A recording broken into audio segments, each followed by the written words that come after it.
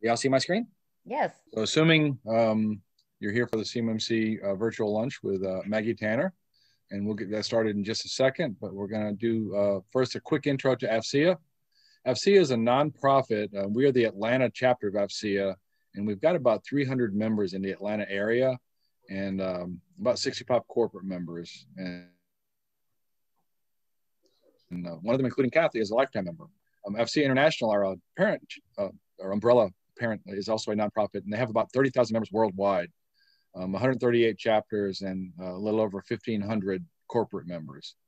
They've been around 75 years, so it's a pretty good organization for a lot of interaction between the federal government, academia, and industry. At the Atlanta chapter level, we are a service-based bridge between the community. We have monthly meetings, continuing education,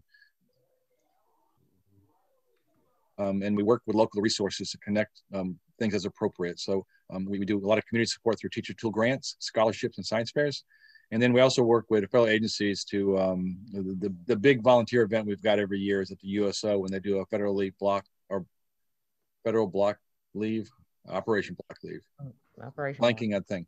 Yeah, so there are hundreds and hundreds of guys that come home within a 24-hour period through Hartsfield, and USO needs to stand up a lot of resources, and we help them out. But we also do industry days over the course of the year. We have a summit coming up in May, and there are other events for live networking opportunities that we're working on. Next slide is congratulations to Peter Cressy, who is our FCN of the month. He's actually been working to bring some of our speakers. Next month, we've got General Fogarty, who is the Army Cyber Command. It's going to be meeting with us at the University of North Georgia in an interview right before he retires. So Peter's been doing some good work with us. Then next, I'd like to introduce Maggie Tanner, who is going to walk us through CMMC, give us the latest and greatest. And Maggie, I think you can take it from here. All right, I'm gonna have to share my screen, make sure I got the right presentation up and not the one I did with my well-being replacement today. There you go. There I go. All righty. Let me grab it. PowerPoint, let's go. Okay.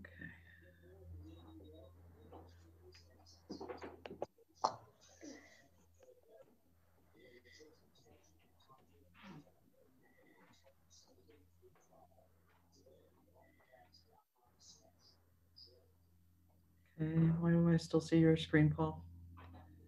I'm not sharing anymore. Okay, you're not sharing anymore. Okay. Nope. Okay, now we're seeing. There we go. There you go. There we go. Okay. Ta-da! All there right. We go. So, so I'm Maggie. For those of you who don't know me, Tanner Glover. I know it's a long name, but it just, you know, it is what it is. Too much trouble to change things. Kathy wanted me to call this "You Can Handle the Truth," and if she wants to jump in and tell everybody why, I think she thought it had a little bit of humor. And I'm always up for humor. If you don't have humor in your presentations, forget it. You can put everybody to sleep. So bad jokes are going to be coming your way. I'm just warning. I live in South Windsor, Connecticut. Lived in Chicago for 10 years, and that's where I know Debbie and Paul, because we all used to work together at 3Com. When we did, when 3Com was a huge company. Don't ask what happened. But anyway, so we're going to talk about cybersecurity. This is what the big problems are lately. I wanted to give a little bit of history, just to say, why is this all of a sudden a big, you know, thing? Everything you read these days is whether it's Target that got hacked, 5 years ago from one of their suppliers, or it's Neiman Marcus, I believe, that got hacked a while ago. Every time you pick up the newspaper, somebody got hacked and somebody got into their systems. So I've just got some fun facts here about adversaries. Infiltrate or exfiltrate, 600 billion from the USA, 300,000 companies at the Pentagon supply chain. And look at that, 290 out of the 300,000 have no cybersecurity policies and safeguard in place whatsoever. So, and as you guys know, those of you in the defense industrial base, when you have a solicitation that you bid on and go through source selection, You probably have a horde of subcontractors who are listed as your subs when you're building that next jet aircraft, or that fighter, or that carrier, whatever. It's not one company that's making the whole shebang. It's many companies, and that's why we have to worry about that. Is the fact that what do they say? The weakest link is the problem in the chain. So that's what we're trying to figure out.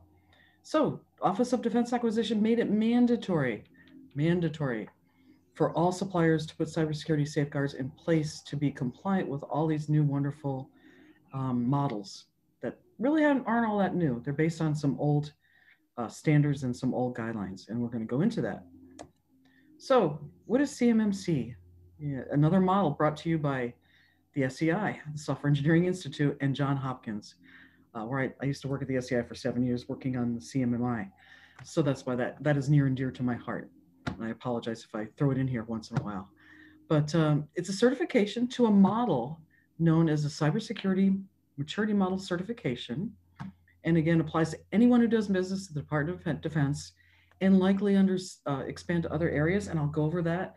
There's things called FCI and CUI data. We'll go over that, what exactly that is. If you don't already know, if you do know, hey, feel free to jump in and say something else.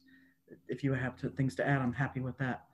When it started this year, there were 17 solicitations that are being released by the end of 2021 that are requiring the bidders to be what we call level 1, and we'll go over that also. So it's everybody's, like I told Kathy, saying, oh my God, I need an assessment today. It's like, you can't have one yet, sorry. So we're waiting for people to get approved for that, and I'll go over that also. So how assessment providers, there's methods that are costs and not yet defined. Again, the biggest question I get is how much is it going to cost me? And I say, don't know what I don't know, so I can't tell you yet, but I can guess. So that's another thing we're going to talk about. So what we have, what are we protecting? We're protecting federal contract information. So whenever if your company's on GovWin, Eagle, the Deltek stuff that we use to look, say you want to see who in the Air Force needs to have a lawnmower, somebody to come in and mow their lawns, you want to bid on that. That's going to be FCI. Information provided by or generated for the government under contract, not intended. So here's the thing, not intended for public release. And the road to hell is paved with good intentions, right? So that's why it's being protected, because they figure all this information, if it gets released to the wrong hands, they can figure out, exactly where things are, what type of targets they might look for, where's the general getting his or her teeth cleaned next month, and what kind of advice can we get from that? You would think innocuous things you would never think of that could be used against us by foreign or I guess you could say domestic terrorism. Controlled unclassified information, that's another level. That's information that requires safeguarding or dissemination controls pursuant to and consistent with laws, regulations, and government-wide policies. And I added here that the list is owned and managed by the National Archives. Where they keep our Declaration of Independence? Well, those are the folks that keep this information. So that right now, I believe there's 20 different CUI or CUI, if you hang out with the people who do this, that's how they talk about it, categories. And it's everything from tax. I mean, I've got the list right here if anybody cares to talk about it later, but it's everything from immigration laws to immigration standards to your tax records are CUI data. Also, anything that has to do with police records and then health records, think of HIPAA. So all that is considered controlled unclassified information. I told my tax preparer she might have to have a CMMC assessment for the CUI data she was handling, and her eyes got huge. So I didn't mean to frighten her, but I guess I did. So those that data. It all began with what we call Defense Federal Acquisition Regulation, the DFARS, for controlling this controlled unclassified information on contractor-owned networks. And it requires implementation of 110 security controls, incident handling and reporting, supplier flow down. So here we go with the supplier part. But it was being done by self-attestation. I have trouble with that word. You just signed that contract and you said, yes, we're compliant with this. We're not letting anything out. We have secure networks. We have, double factor authentication, et cetera, but that seemed to be a problem. There was a lot of things people were claiming they were perfectly fine with this, and it came out that it wasn't. So DFARS clause came out with saying that we have the right to actually come in and audit you. Some people did get audited, some people didn't, but they found out the reason CMMC is coming about is because self-attestation is not working. So with the federal acquisition regulation, if anybody cares to know numbers, they're right there. There was a limited set of controls, and it said we require you to have basic cyber hygiene, sign account, and can't be used. Sanitizer's not going to help with this, not like COVID. Things like escorting visitors, authenticating users, sanitizing the equipment, and again, it was for self-attestation. You could say, "Yep, I'm compliant, no problem, we got it." There was Annex 16 that was added for high complexity.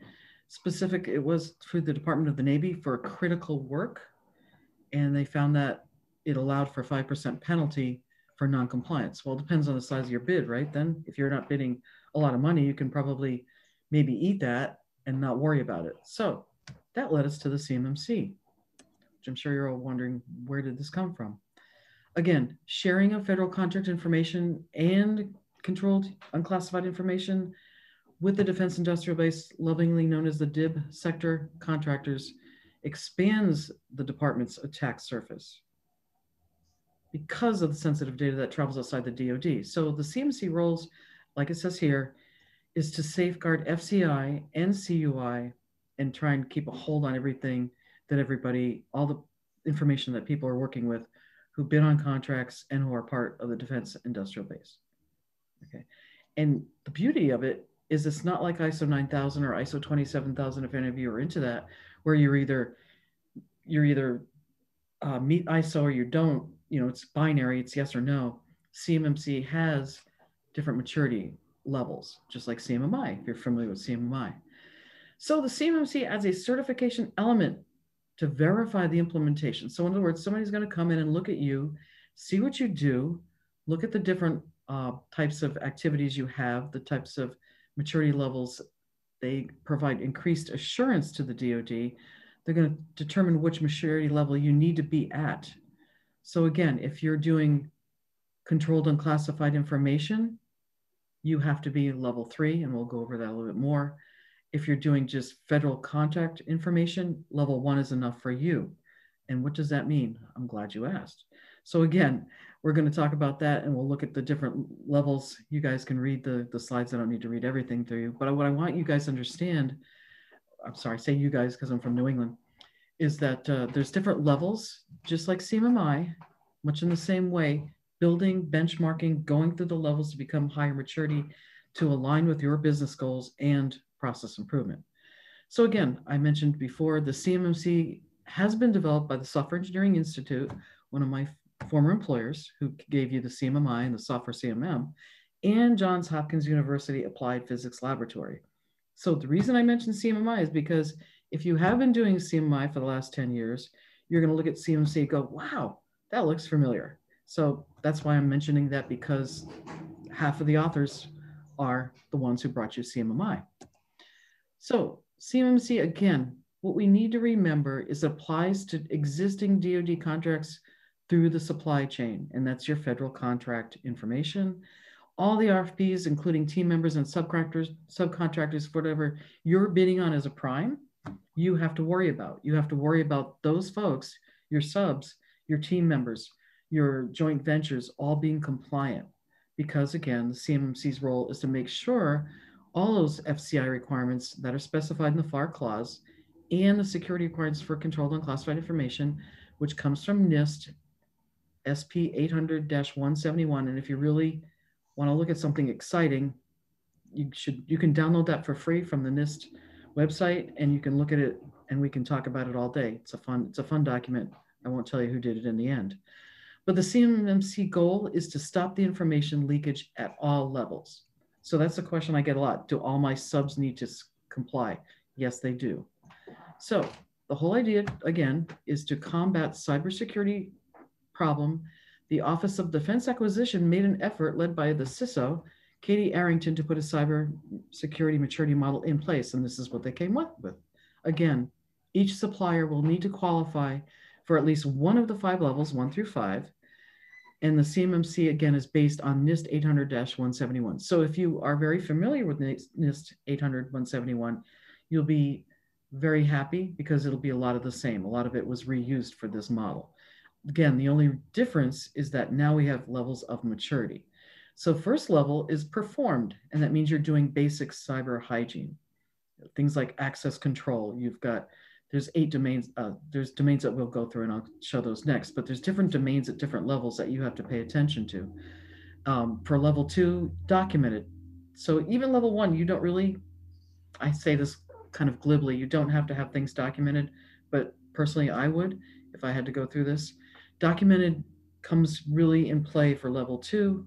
Managed is level 3, where you have good cyber hygiene, and then we haven't really gone much into level 4 or 5, and that's still being fleshed out what that's going to mean. But again, if you're familiar with CMMI, it's going to be a lot of the same. There's going to be some statistics, most likely, a lot of metrics to find out, how advanced you are at optimizing. Are you actually stopping things before they happen? What kind of preventions are you putting in place? So I have a nice quote here from Bob Bigman. He said I could use it. And he says here, you have to start documenting both the processes and procedures and your continuous monitoring processes. You can't just have tools in place that show you kind of do it, security, but you have to show how you do it in a deliberate and consistent manner. And I used to like to say, if it's not documented, it doesn't exist. Now I kind of say, if you can't measure it, it doesn't exist. But the whole idea is this is a big documentation type of effort. And I understand that some people are going to be going, I don't have time to document stuff. But if you don't document it, how do you prove you're doing it? And not only that, the beauty of CMMC as well as CMMI is you have to prove habit and persistence. In other words, you can't just write all your documents, hire somebody to come in and write all your policies and procedures for you, and then the next day you have an assessment and say, yeah, we made it because we have all the documents. You have to prove that you've been using them, that they're habit and they're persistent in your organization or your organizational unit that you want to have assessed. Just like CMMI, you have to do the same thing. The rule of thumb, or usually depending on the lead appraiser, now I'm sure it'll depend on the lead assessor for CMMC that you ask, some of us consider 6 months enough. Some of us consider if you use the process a couple times, then at least you can show that you know how to do it. People have been trained on it. People know where to go for the documentation to use it so they can do their job. So here are the 17 domains on the right. We have access control, incident response, risk management, et cetera, et cetera. So those are the ones that go all the way through the whole level 1 through 5. And again, some only exist at level 1. Some start to come into play at level 2, at level 3, and of course, get more specific at 4 and 5. But there's nothing, crazy here. Physical protection, that makes sense, right? You want to lock things up. Configuration management. And those of you who know CMMI like Debbie, I know, are going to go, I know about configuration management. I've been doing that for a long time. And just like possibly risk management, those are the same things that we have in CMMI as practice areas. Again, there's nothing crazy about this. Maintenance, asset management, awareness and training. If you're going to have access control and sign people in, give them badges, give them control to different parts of your facilities, then you want to make sure that everybody is trained on how to do that, right? It just makes sense. This is not rocket science. It's pretty much normal operations. So all policies must be clearly documented for CMMC, defining the who, the what, the when, and the why regarding desired behavior when handling the data. Okay, so you have to prove that you have policies in place that then you can train your organization, that everybody can understand, they know where to go, they get it, they got it, everything that they need to do their job and protect the information. Okay, so again, CMMC has, again, 5 different levels of maturity. One is basic cyber hygiene, and out of those domains, there's 17 practices. So in other words, each domain has practices within it, and at each level, you subscribe more and more to those practices. So as you can see, there's 17 practices at level 1. It's equivalent, again, to the Federal Acquisition Regulation. You can look that up again if you want to really get into it. 72 practices at level 2, which is intermediate cyber hygiene. Level 2 is basically just getting you ready for level 3, which is good cyber hygiene, where you have 72 and then you go to 130. Complies with the total FAR, and level 3 encompasses all the practices from NIST. You'll see where it says for level 2 includes a select subset of the 48 practices from NIST SP 800-171, whereas when you get to level 3, it's all the practices from NIST 800-171. So that's what I'm saying. If you really want to dive deep into it and learn what it is, go to NIST, and they have some great stuff out on their website that you can download for free. And again, 4 and 5, we're looking at in the future, things to be proactive. So as you can see, there's probably going to be a lot of metrics with that. How many times does something fail? How many times can it fail? And then we decide to put things in place that are advanced or progressive so things don't fail, so things aren't leaked, so things aren't hacked, et cetera, et cetera. So that's where we're going to get more into 4 and 5 in the future.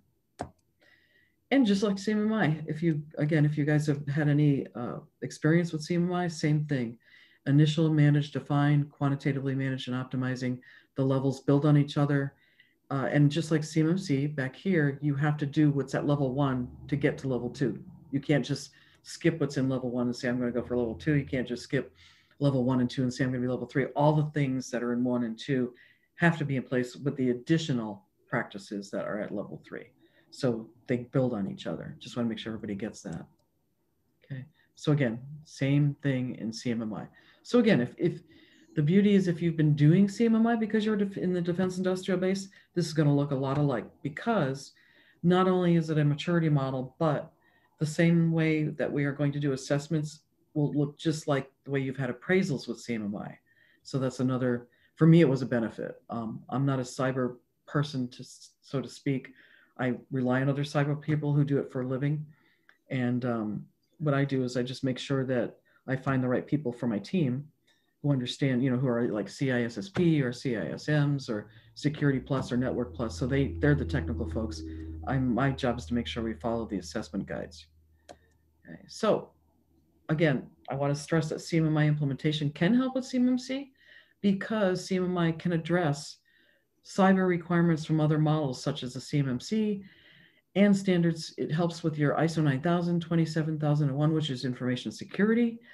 And CMMI just added, hot off the press, a new benchmark view, or a new view called safety and security. So the CMMI is trying to align more and more with CMMC, so that if you have CMMI, you can look at safety and security and it'll support your CMMC functional implementation. So, but again, I have to stress this bottom bullet. Both models, CMMI and CMMC, require habit and persistence. It's not an option. Again, you have to prove you've been doing it, that it's to become part of your culture.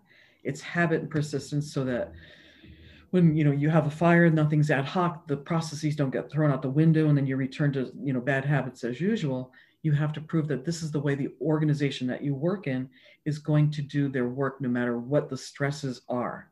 So that's what we mean by habit persistent. It becomes part of the organization as its way of doing business. It becomes your model. I always cringe when I hear somebody say, yeah, these are our CMMI processes. It's like, no, they're your processes. You just happen to make sure that they're compliant with CMMI. So that's the one thing that I really don't ever tell an auditor or an assessor or now an appraiser, these are our ISO processes. No, they're yours. They're whatever organization you're working for, whether it's BAE or MITRE, or throw in somebody else there like SAIC or CACI. Just say, no, these are our processes. These are the way we develop software, or this is the way we handle cybersecurity. Don't ever say that they're our CMMC, because it doesn't make it look like you adopted it for yours. So again, CMMC, we have to have policies. What do they look like? Such as sample policy and procedure statements could be about how you handle your business information, a security policy perhaps that identifies what you care about, what information needs to be protected, who is responsible, and to whom does a policy apply. So some example policy statements I put here at the right. All employee personnel data will be protected from viewing or changing by unauthorized persons. Well, you could say, what's an unauthorized person? Therefore, if I was assessing a company that had that, I'd be, where's your list? How often do you update it for configuration management, right? All computer users will have their own account and password. So you guess what you'd want to see? You'd want to see a list of the computer users, what kind of accounts are they have access to, and how often are those passwords changed? What happens if they forget their passwords? And again, here you go. Passwords are not shared with anyone. The worst thing you want to see when walking through an organization is computers left open without password protection, without screen savers, et cetera, where people get logged out after so many minutes or seconds. And information types such as A, B, C, D, E, whatever those are backed up regularly. Again, that would be configuration management in accordance with their determined priority and criticality. So these are the kind of questions as an assessor I would ask people. Let me see this, please. Can I please see the list of authorized personnel? And please tell me how that data is sandboxed so we can make sure that the wrong people don't have wrong access to data they shouldn't. Right? So give you just guys an example. Here's another way to look at CMMC policies. So for level 1, you're just going to have to perform them. And so that sounds kind of easy, right? There are no maturity processes assessed at maturity level 1, but an organization who performs CMI level 1 does not have processes necessarily institutionalized yet. So they're doing very, very basic cyber hygiene. And again, FCI data is just the contract data. It's not secure data. It's not classified data. And actually, none of this is classified. FCI and controlled unclassified is exactly what it says. Unclassified data. So this is not secret. This is not TS. This is just what the old FOUO, for official use only, used to be classified as, and that's what CUI data is now. But for level 2, where you start to document, that's why it's called documented, establish a policy that includes, say, configuration management. Document the CMMC practices to implement this configuration management policy. Getting to level 3, you're managed. You're establishing, maintaining, and have a resource plan that includes domains such as configuration management, risk management, access control. 4 and 5, again, review and measure. Here's where you come up with measuring, just like CMMI. It's where you start to measure things. Configuration management activities for effectiveness.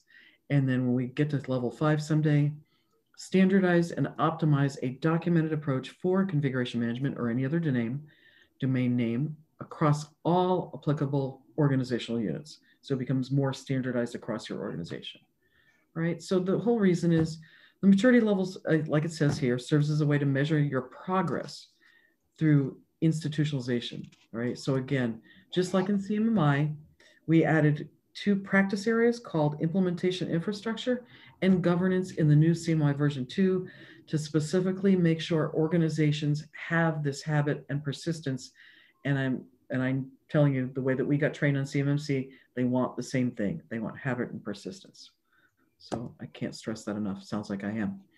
But these are all your domains, the 17 that I listed earlier in their little boxes, but this is more the capabilities.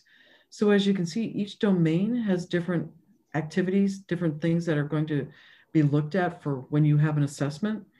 So just for grins, let's look at awareness and training. It says conduct security awareness activities and conduct training.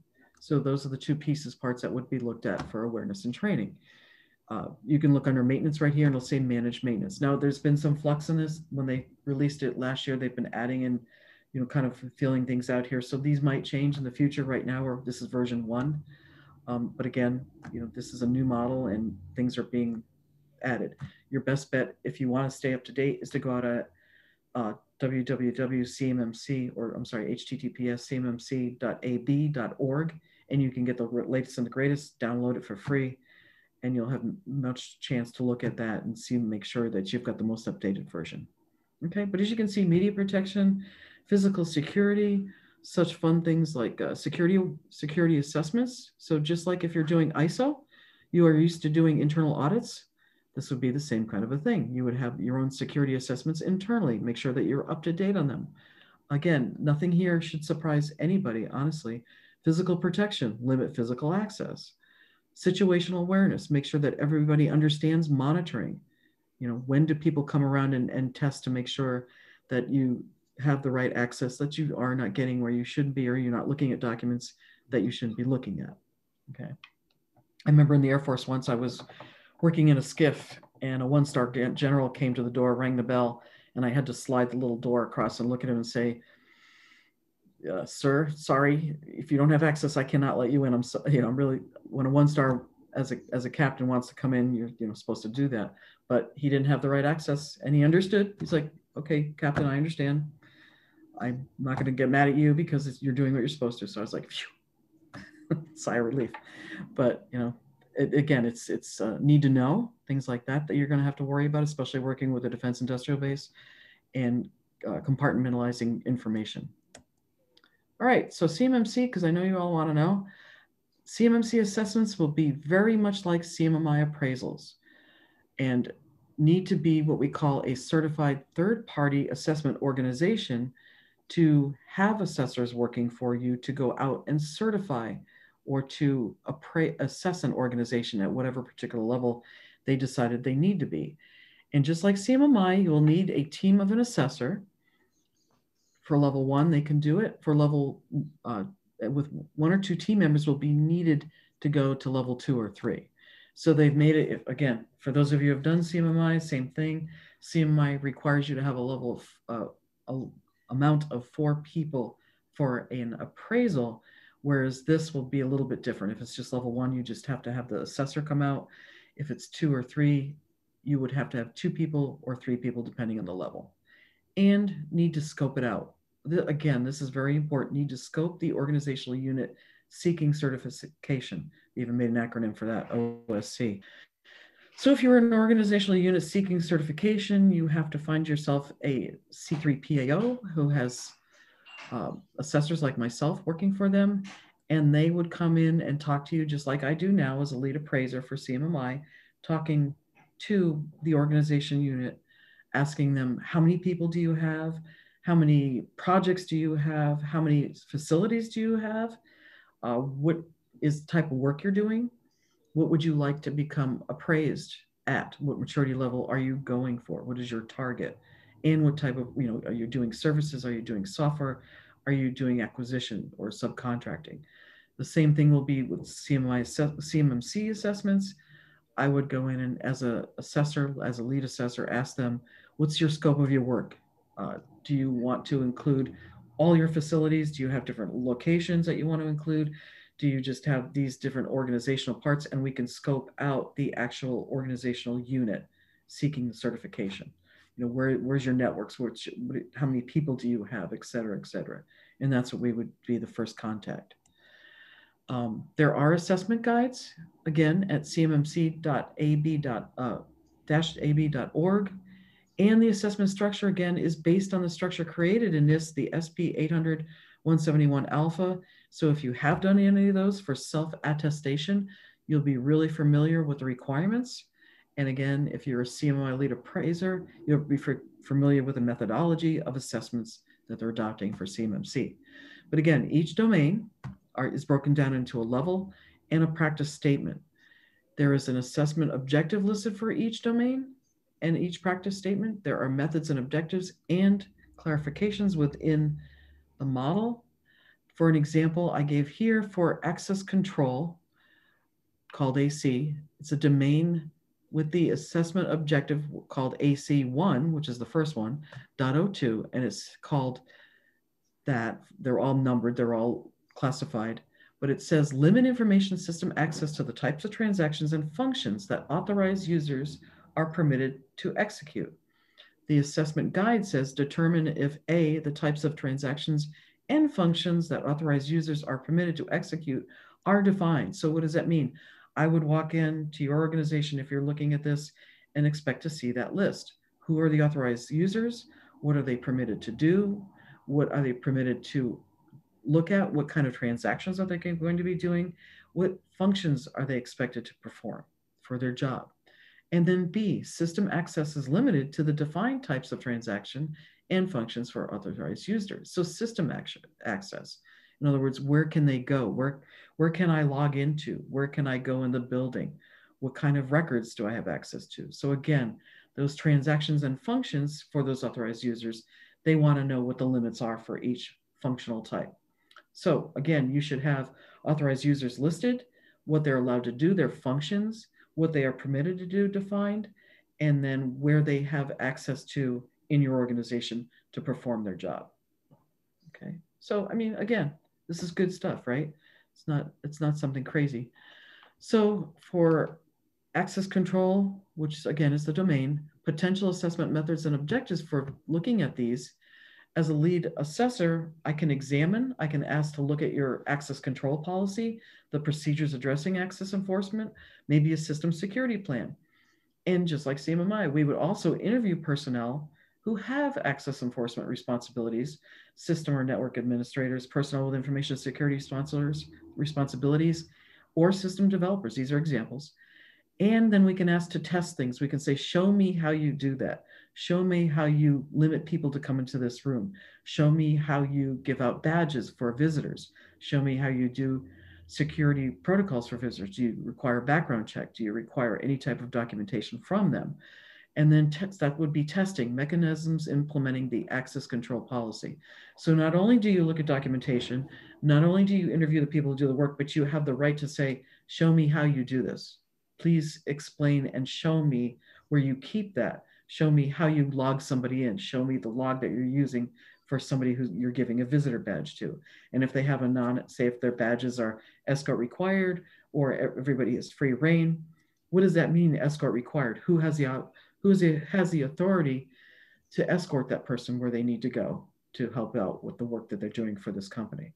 So those are the type of things that people are going to be asking for who are assessors and on the assessment team should they come to your organization. So again, I just wanted to throw out an example for you guys to see.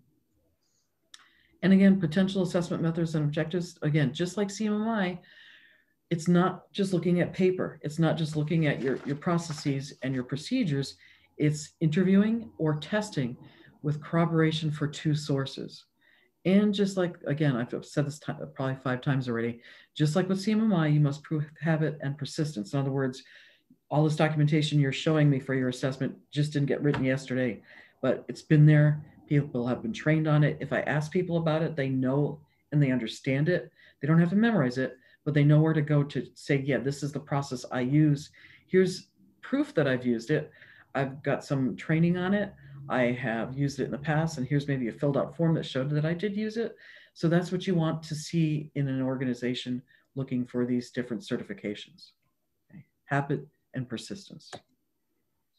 All right, so again, for more information, I've been talking, you guys get to ask questions, I hope, and if I can't answer them, I'll tell you who to go to, or I'll investigate for you. But again, CMMC-ab.org for the latest on assessments and the CMMC. Excellence in Measurement is my website, and again, I'm a provisional assessor. We're supposed to become real live assessors soon after they decide how to test us again. I'm hopefully going to be an instructor next month. I'm going through training to be a CMMC instructor. And again, CMMI, high maturity lead appraiser. Also do ISO 27000, which is information security audits. And if anybody cares about Agile, I'm also an Agile person. So with that in mind, I'm going to stop sharing my screen, I guess. Well, Greg and Randy have been going back and forth here in the notes. Uh-oh. I'm sure they're going to have some good questions for you. I hope so. I hope I have good answers. No, Randy, thank you. Yeah. And if you think I'm wrong at any point, like I'm not an expert, nobody's an expert. So first, don't trust anybody that says the words turnkey or expert. But Randy, if you thank you for that. Because if you see anything that we said that was wrong, please correct that. And no, that was awesome. Thank you so much. My observation is that after a couple of engagements with my CTO, is clients don't want to hear about it. They want to get us the highest SPEAR score they can get, and they'll get around to paperwork later. They have no fear of retribution or being penalized, and no concerns about losing business right now. Mm-hmm. And I hold a lot of that to the idea that 2025 is the full implementation. And so they're not worried about it till 2024 because that's all they recall, and that's what they hold dear. The fact is, you and I know that today they should all be compliant against 110 if they're in that business, if you will, which many of them are. What I find incredible is for the AB to continue and others to say, even OSD, that the bulk of everyone will be level 1. I think the bulk of everyone will be level 3. I agree. I don't know where they came up with this notion that most will be level 1. I don't think you're doing any real business in DoD if you're level 1. Agree. Well, except it will be the biggest category when you actually look at the numbers. Think about all of the services that just have federal contract. Like like in Honolulu, for instance, the majority of their money is supporting the bases. Right. Boss. So there's a lot of level one there, and we hope for companies that can try it. I think it's crazy when they think. One thing for the manufacturers to know is they hinted at this OT will be second phase thing. So they only are going to have IT in scope during phase one, but I've never seen that in writing, and it was only mentioned in a DoD town hall, but that they're going to keep the OT out of scope at first. But yeah, I'm 100% agreeing with you. The DoD has the estimates are insanely low. Your best estimates are to go to Georgia has a really good data actually in the size of your defense industrial base. Right. And the TAG group there has a lot of good data because, I mean, you're talking 900,000 companies in the Atlanta region alone. Yeah. It's going to be, I think, a ton. And Randy, I think it's also safe to say that you ignore the DoD because you've been in business with them for 70 years. So that's just what you've done, and it's always worked. Why would you try something different? You know that, policy. But what I think is what's happening in Connecticut, and this bill is being negotiated in Georgia right now too. The exact same bill is a cybersecurity shield that also includes 53 and 171 compliance. Mm-hmm. And that is going to have lawyers have real, what they're going to fear are lawyers. Mm-hmm. And the other thing that's happening isn't pressure from the DoD, but pressure from the primes and the mid-tier primes, mm-hmm. Pushing down and saying things like, we want your SRPS score every 2 years. Yeah. And a lot of smaller companies have been like, I don't even know if I want to share that information. And that's a business discussion. The DoD will come back and say, hey, that's between you. That's a business discussion. I mean, consolidation helps the DoD. So we have to be, and so that's why states like Atlanta need to be protecting your economy because I mean, there's only 3 primes left. 20 years ago it was 5. 10 years ago it was a lot more. This is going to cause a massive round of consolidation. But I think places like Atlanta and Georgia, you're one of the few states. I've talked to states. Maggie and I have talked to states all over the country. Right. You're only one of the few that are poised to be able to get enough IT and people ready by 2025. So, Randy, I'm just as skeptical and worried as you, but I also think Georgia is uniquely placed to crush it. Like in terms of importing business, forget about just getting compliant. Right. There's going to be a ton of money to be made in the compliance business. And I think your state has all of the right pieces in terms of the apprenticeship models ready to go. The community college is engaged, the higher ed, everything's almost in place. Hey, Greg, do you want to introduce yourself? I mean, I know who you are, but. Oh yeah, hi, I'm Greg. Come on, Greg. But it's your show. I don't want to steal your thunder. Well, introduce yourself. And I already did. I thought I talked too much there. Okay. My name is Greg McVeary. I'm a professor up at Southern Connecticut, and I'm supposed to actually be in a meeting with one of my students. Let me just say I'm going to be a little late. This is Greg. Yeah, no, I teach elementary school teachers. Like I'm just doing this as a side job. I know. My day job is teaching teachers. So I'm really busy. I'm not lying when I'm saying I'm missing a meeting. But my name is Greg, and I'm a professor up at Southern Connecticut State University. But I was also on a volunteer working group member on the test objectives.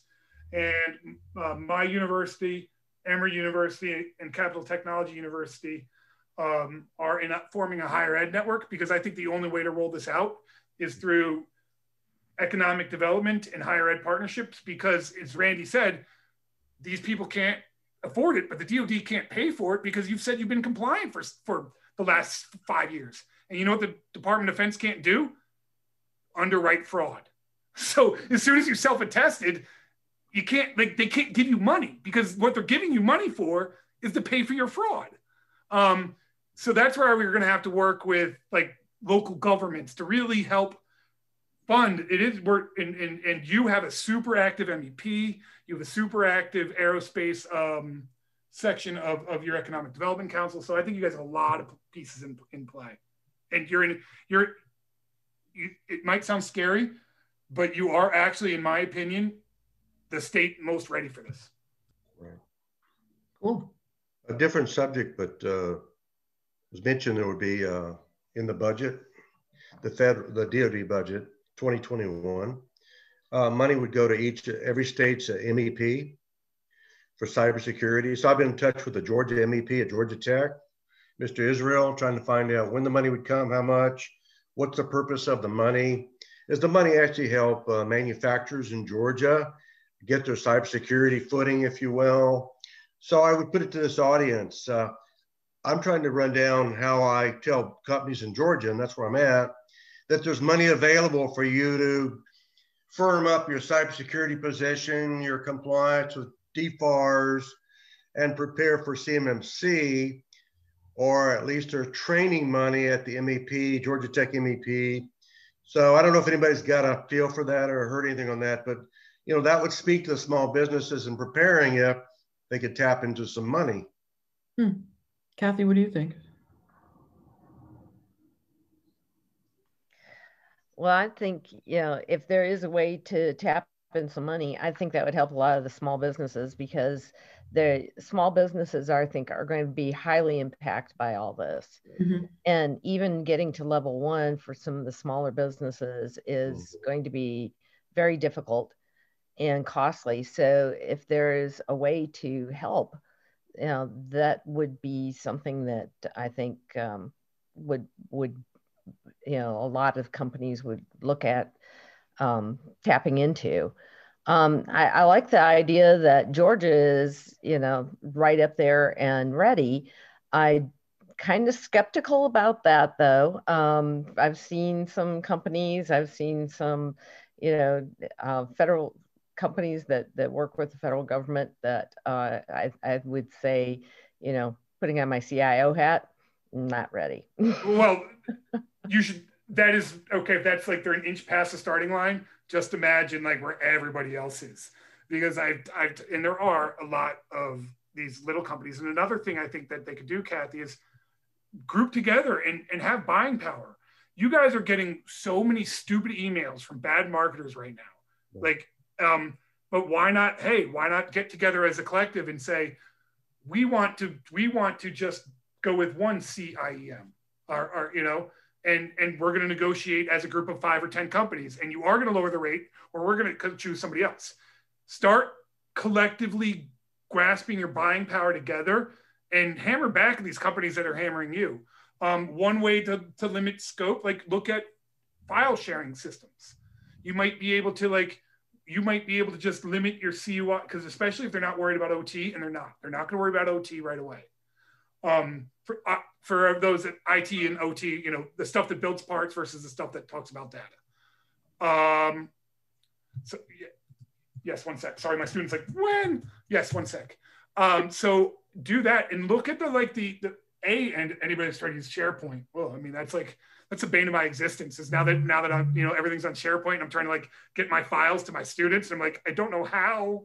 And I do cybersecurity and I can't use SharePoint, but look at things like file sharing systems, because they can, like, you can just provide a device to a certain people. Now, every endpoint will still be in scope, but there's your best bet to save money, shrink scope. The more you can shrink scope, and then bring your MSPs to the partner.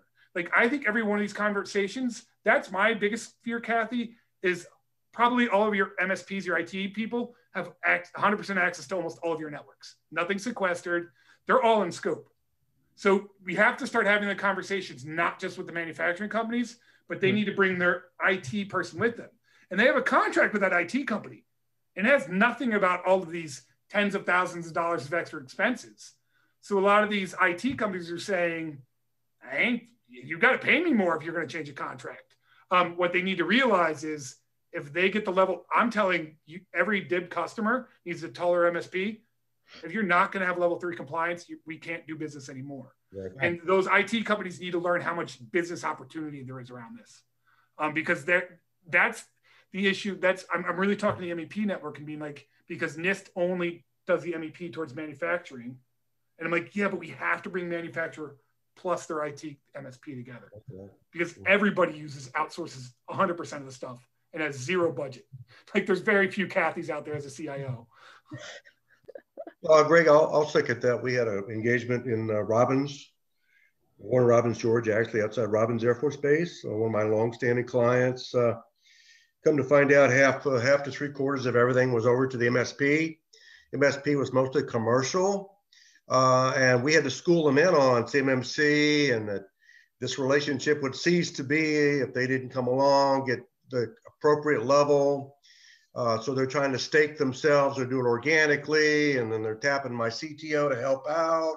And basically it's fish or cut bait. If you're not at a maturity level 3, you're not doing business in, example, Robbins, outside Robbins Air Force Base, you're done. So you're gonna have to step up your game here. Of course, everybody wants it for free. They want to be helped. They want the advice. They want the guidance. They want their references. You know, and IT people, don't take me wrong, but they think they're smarter, better. They can do it on their own. Well, that's just not true. They need help. They don't speak DoD speak. So my role is, as a longstanding DoD, as I know Kathy is it's all good to have all these folks out here running around, pushing their certifications, et cetera, prepare. But at the end of the day, it's about the contracts and about the behavior. It's about the way DoD companies run. And that's what I bring. That's why I have 4 different CTOs in 4 different parts of the country. I'm their DoD sales and marketing, and I translate to DoD. And I'm only constrained by my bandwidth, really, because most of the time I talk to them, Long Island, Raleigh, wherever, they have no clue about the way a DoD firm operates, or who to talk to. What does it mean contractually? Where's CUI located in a contract section now, or CDRLs? They don't know any of the acronyms. It would have no credibility in front of a DoD firm. Yeah. Maggie, it kind of brings a point up. You were talking earlier about the cost of implementation. So go ahead. So, I mean, I know officially there's no cost to implement CMMC, but in reality, there is a cost. And, sure. How is that borne out? Or, you know, can you talk about that? We've got just a couple minutes left. I guess you're talking about implementing it or being assessed? Both. Okay, implementing it. How do I see this? What the DoD said is it is indirects up to level 3, 4, and 5 will be direct expenses. Right. But again, because everybody has already said that they're compliant, any DoD estimate is based on the fact that you've already said you're compliant. Right. So that's why the DoD estimates are hard to trust, because they have to do it on the assumption that you are already 7012 compliant. Right. Your estimate's already $50,000 for level 3. Yeah, if I could on that, Greg, they're only required since 2017 to be required 800-171, which is 110 controls. I ought to get the bill out, or direct bill or indirect bill, to onload or comply with the other 20. That ought to be a cost borne in my overhead to get to the 130. I never see that argument made, but that 20, hey, that's new expense to me. That's going in my overhead. I guess I don't see these controls as anything asking you to do anything insane. To be honest, these days, again, if you want to protect yourself, you know, you could walk by somebody with a Bluetooth sniffer on your phone and get hacked. It's like, do you want to be hacked? Do you want to put up with that? Or do you want to have controls in place? I think every business now has to look at this, whether it's CMMC or whatever, and start to put controls in place. I mean, whether you own a smartphone, whether you own a laptop, you have to have VPNs. You can't just be blindly out there. Yeah, I can second that, Maggie. The other one, longstanding client, very resistant, wanted a discount, wanted just help to get a SPEAR score. And the more he and the 4 home office employees got into it, they realized they really had to do this. They had an awakening. I mean, I just tell people, don't use your credit card at a gas station, you know, unless it's like an American Express where you know you're safe, because gas stations are the worst for using debit cards. They're going to steal your information. And so one of my questions, Maggie, was the reciprocity over to FedRAMP and DIBCAC. Yes. I don't see how they can make reciprocity at all. I don't think so. Reciprocity is already, it's going to be done at the practice level. So it won't be like, okay, you have, if you're FedRAMP moderate, you're automatically this. It's going to be, so like, in the DIBCAC assessments, they're going to end up, those 170, they'll just, right now, they're just doing those 171s. And they're doing some of the DIBCACs are the ones doing the Pathfinders and the pilots. And we know people that are currently doing them. But in terms of reciprocity, the DoD has not, that's all in the PMO's hands, and you know what that's like. But what we've heard to date is it is at the control to practice level. It won't be like a one-to-one, this certificate equals that. Okay. It will be like these practices under certificate X count for these practices under CMMC level 3. Okay, yeah. Yep. So if I could, and I'm a neophyte IT guy. I mean, I can barely repair my computer and get that cap lock off, damn it. Some aspects of it do come over, but you'll still have a very robust POAM. You'll still have a lot of POAM items to work off. Mm-hmm. They're saying it with their tongue in cheek when they say there's going to be reciprocity with CMMC. That's not really true at all. There'll be a robust POAM still required. Yep, I agree. They haven't put the meat on that bone yet. Okay. So Maggie, we have just a minute or two left. If you want to give a closing comment. Closing comment. If again, I hate to push CMMI, but it's what I've been doing for 20 years. I'm pushing it because again, to me, the biggest problem I'm seeing people have that come to me is they don't understand the methodology by which they're going to be assessed. And if you're doing CMMI, it's the same methodology. I mean, it's like they stole it. They just reused it. So if you're used to having an appraiser come in for CMMI, if you're used to having ISO come in, maybe you're used to people coming in, looking in your drawers at your stuff, the methodology is going to be the same. And that's where I saw when I went through the training that a lot of people had a hard time with the methodology. They're doing the interviews, they're doing the document review, et cetera, readiness review, gap analysis, same thing I already have been doing for 20 years. So to me, it's just a different model. And actually there's a lot of similarities between these two models. So that's why I said, you can handle the truth, don't be scared. It's just like a CMMI appraisal. So, and there's still a lot of requirements that are the same. They just might be written differently, but the same functions are required. Configuration management, risk management, access control, training, that's all required in CMMI. I'm not scared of those things. I've been doing it for too long. So, well, I appreciate your time today. This has been very interesting. Thank you for joining and giving a presentation. Cool. So coming up next month, we have a live event at the University of North Georgia with Lieutenant General Stephen Fogarty, and I'm going to be talking about the cybersecurity warrior. What's that? You were going in and out. I apologize. Kathy, do you want to read this then if you could? Okay. So on April 16th from noon till 1, we will have our next live on campus of University of North Georgia with Lieutenant General Stephen Fogarty, Commander of the U.S. Army Center Cyber Command on the Cybersecurity Warrior. Right now, that is a hot topic. We are very short in cybersecurity warriors. So, any way that we can get people trained is going to be looked at. So, very important topic. Hey, Kathy, my daughter is a captain in the Air Force and is a cybersecurity officer. Maybe I get her to talk to you guys. That would be great. Have her tune in. I will. And Maggie, we do have, we will be putting a monetary award into the education fund in your name, and we will be sending you a certificate. Thank you. That's cool. Thank you. Very good. Very good discussion. I got a quick question. Will the students up at UNG be invited to this? The ROTC kids? So the chapter, the UNG chapter up there is putting the word out.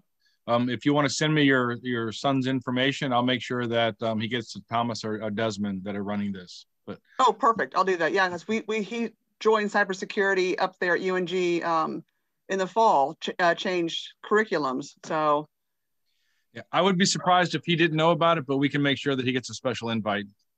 Oh, thank you. It's all on who you know. That's right. Thanks, Paul. No problem. And in May, we've got a live one-day event, Homeland Security on Critical Infrastructure. And that's going to have a panelist from DOE, Air Force, CDC, DHS. I'm trying to think of all the people we've confirmed so far. And it's going to be a pretty good full day of speaking on what's going on within the federal government, what's going on in and around Atlanta, and where the opportunities and trends are. So we're updating the website this week. You should see some stuff go out. And if you want to volunteer, please join, let us know. And then in June, we're working on a resource fair with our friends from Bunker Labs. And if there's any other feedback or any questions, we can go ahead. If not, we'll call it a day. Thank you for having me. Thank you. Our pleasure. Y'all have a great day. You too. Take care. Bye. All right. Thanks, everyone.